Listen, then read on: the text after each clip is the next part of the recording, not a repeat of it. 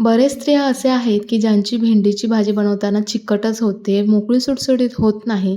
तर त्यांच्यासाठी आजचा हा खास व्हिडिओ आहे. तर आज आपण मोकळी सुटसुटीत भेंडीची भाजी, कांदा, टमाटर, मिरची अजिबात न वापरता फक्त हे एक जिन्नस घालून कशी बनवायची ते बघूया.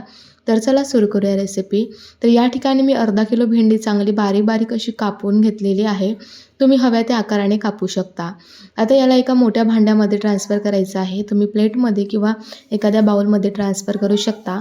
आता ही महत्त्वाचं जिन्नस म्हणजे तुम्ही बघू शकता इथे मी 1 चम्मच दही घातलेला आहे.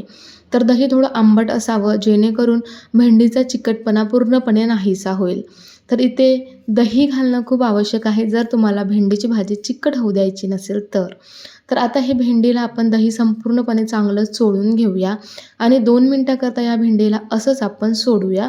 तुम्ही झाकून सोडायचं नाही, 2 मिनिटाकरता चांगल्या जागेवर असंच उघडं ठेवायचं आहे.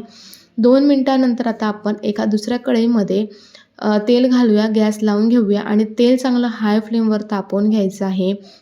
तर इथे संपूर्ण ही भेंडीची भाजी करेपर्यंत गॅसची फ्लेम ही हायच ठेवा. आता यामध्ये आपण दह्याने चोळून घेतलेली संपूर्ण भेंडी घालून घेऊया.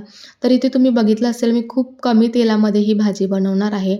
कोणी कोणी भेंडीला तळून देखील घेतं, परंतु आपल्याला इथे तळून न घेता डायरेक्टच भाजी बनवायची आहे. तर इथे 5 ते 6 मिनिट आपल्याला भेंडीला चांगलं परतून घ्यायचं आहे. तर इथे बघू शकता हाय फ्लेमवरच इथे परतलेलं आहे आणि भेंडी अगदी मोकळी सुटसुटीत झालेली आहे परतताच. आता यामध्ये आपण मीठ घालून घेऊया आणि भेंडीला आणखीनच 2 मिनिटाकरता परतून घेऊया. त्यानंतर यामध्ये थोडीशी हळद घालूया. चवीनुसारच घालायच्या आहे सगळ्या वस्तू. आता यामध्ये आपल्याला धने पावडर, जिरे पावडर घालायचं आहे. तर तुम्ही यामध्ये तुमच्या आवडीचे मसाले देखील घालू शकता. आपण इथे कांदा, टमाटर, मिरची, लसूण, जिरं काही न घालता इथे मस्त अशी मोकळी सुटसुटीत भेंडीची भाजी तयार करणार आहोत. तर यामध्ये धने पावडर, जिरे पावडर आणि तिखट घातलेलं आहे चवीनुसार. याला चांगलं मिक्स करून घ्यायचं आहे आणि आता आपल्याला लो टू मीडियम फ्लेमवर ही भाजी चांगली उघडी शिजवून घ्यायची आहे, म्हणजेच यावर झाकण वगैरे ठेवायचं नाही. तर आपण याला चांगलं लो टू मीडियम फ्लेमवर उघडं शिजवून घेतलेलं आहे. तर बघू शकता आपली भेंडीची भाजी दिसायलाच मोकळी सुटसुटीत दिसत आहे, परंतु ती अजून शिजलेली नाही पूर्णपणे.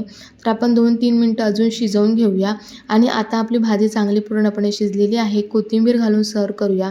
तर बिना टमाटर कांद्याची ही भाजी एकदा नक्कीच ट्राय करा, खूप छान लागेल.